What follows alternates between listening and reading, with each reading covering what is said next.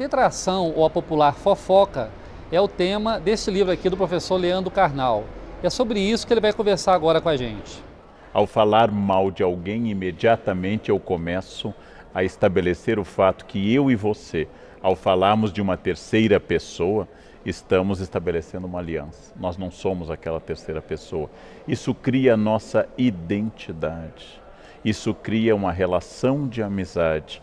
Você é amigo também por falar mal de X ou Y e falar bem de X ou Y.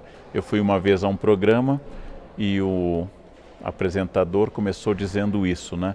Que horror, né, professor, essas pessoas que falam mal dos outros. Eu disse exatamente, você ao falar dessas pessoas está fazendo detração, ou seja, você está se considerando melhor ou superior do que aqueles que falam mal dos outros. Professor Carnal, você acha que a internet, de certa forma, turbinou isso aí? Turbinou porque ela atomizou a possibilidade de todos se tornarem autores. Turbinou porque ela retira o ônus da presença física. É mais difícil falar mal das pessoas com o risco físico da presença, do ônus de, por exemplo, receber uma resposta na cara ou até uma agressão física, mas também porque neste nosso mundo líquido, usando uma expressão do Bauman, nós nos tornamos todos autores com autoridade.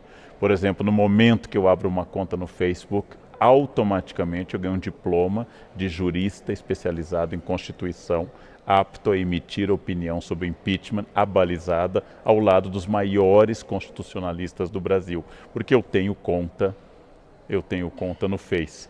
No momento que eu tenho um acesso à internet, eu posso emitir opiniões sobre medicina, educação e história. E se alguém me disser que está errado, eu digo, é sua opinião. Há poucos dias eu emiti uma opinião sobre o abandono que o Reino Unido está fazendo da União Europeia. Um menino de 14 anos me respondeu, você está completamente equivocado. E eu pensei, a mãe dele era virgem e eu já publicava livros sobre o tema. E ele diz que eu estou equivocado. É claro que eu posso estar equivocado. E idade não é um argumento, senão os argumentos da Rainha Elizabeth seriam superiores aos da média dos ingleses. Porém, não passa um minuto pela cabeça deste menino que talvez alguém que estuda o tema há 30 anos, talvez possa ter uma autoridade no tema. Ou não passa pela cabeça dessa pessoa. Agora, no seu livro, você fala de um problema legal, inclusive, né? Que a detração, a injúria, a calúnia são coisas previstas no Código Penal. Exatamente. Né? É muito difícil você separar o limite da liberdade de expressão do limite da injúria, da calúnia e da difamação. Em nome da liberdade de expressão, a gente acha que pode dizer tudo sobre todos. Ora, as palavras ferem, as palavras podem reduzir as pessoas, as palavras podem atacar, as palavras podem representar, inclusive, diminuição de questões profissionais das pessoas. Logo, como eu dou o exemplo no livro, no caso da escola que foi caluniada, sendo acusada, né? um caso clássico em jornalismo, caluniada a partir da fantasia de uma criança e a partir do depoimento de outras pessoas, essa escola foi destruída, as pessoas foram destruídas, era absolutamente sem nenhum sentido aquilo que está sendo dito. Por isso, liberdade de expressão é garantida pela lei e é um dos grandes privilégios da nossa vida.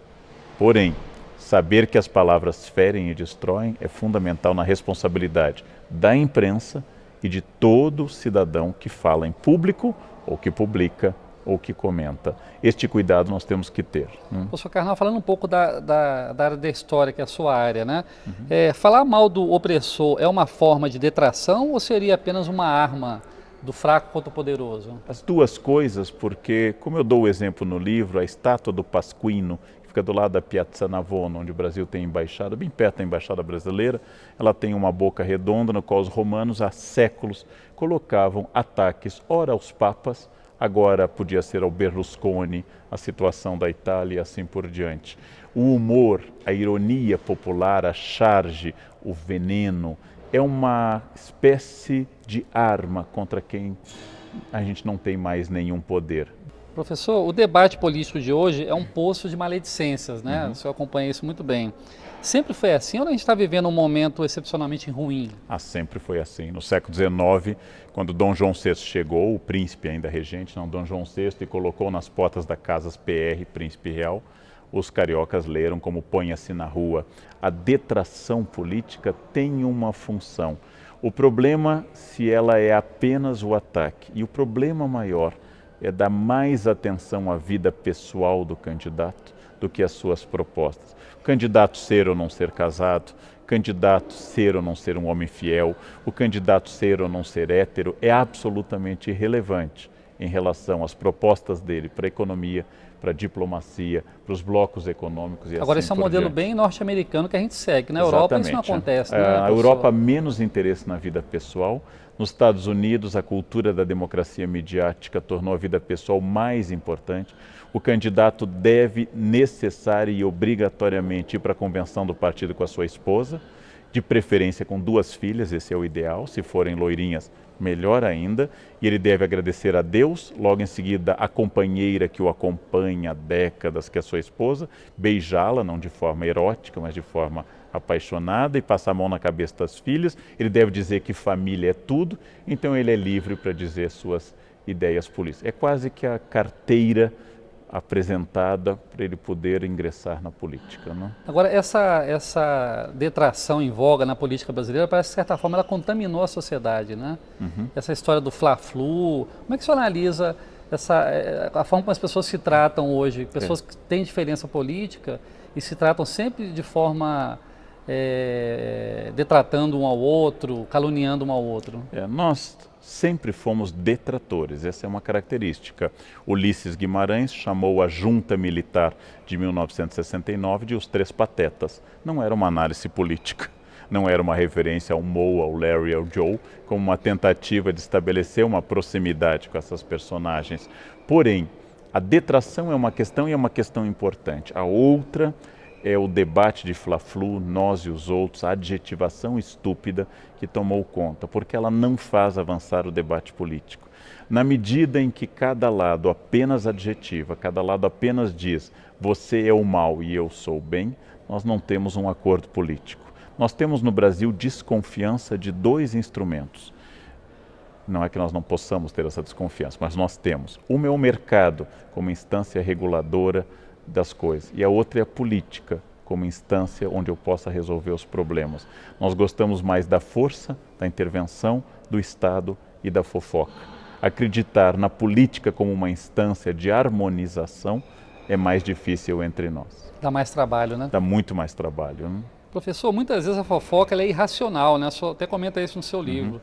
Ela não se dobra nem mesmo diante da realidade. Sim. Você mostra a realidade e a pessoa continua dizendo que a verdade é a fofoca dela. Como explicar isso? Porque ela responde a forças que a gente chamaria de atávicas, primitivas, tradicionais. Então, por exemplo, nós historicamente fomos governados por presidentes quase sempre acima do peso. De repente, uma presidente mulher está acima do peso e as pessoas comentam mais isso, que não comentavam nem nas barrigas proeminentes de Lula e seus antecessores. Por quê? Porque é mais atávico falar da forma física feminina do que a masculina. Essa cobrança é muito sobre a mulher.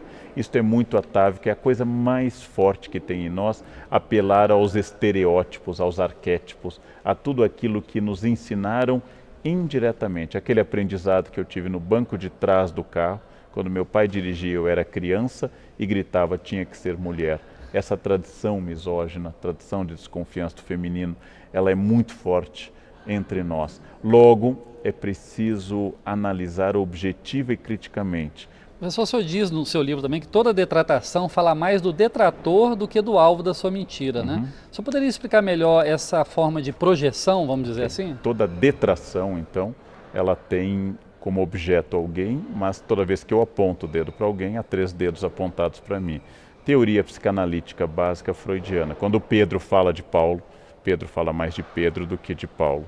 Se eu lhe acuso de alguma coisa, obviamente essa coisa encontrou um eco em mim, difícil de ser resolvida.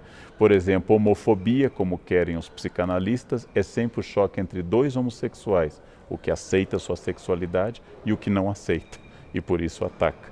Ou seja, ao falar mal de alguém, eu estou expondo as minhas dores.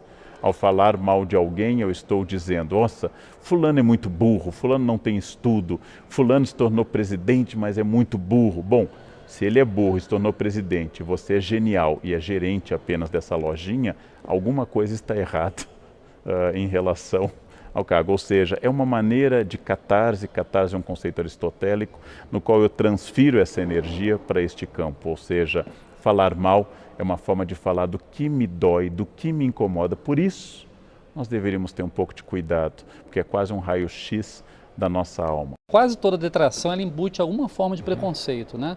O senhor concorda com isso? Sim. E como combater o preconceito, já que ele é a fonte da detração em geral? Tente eliminar do campo do humor e da piada o português, a loira, o homossexual. Tente eliminar da piada o pobre, tente eliminar da piada o nordestino e você verá que o nosso humor acaba de falecer.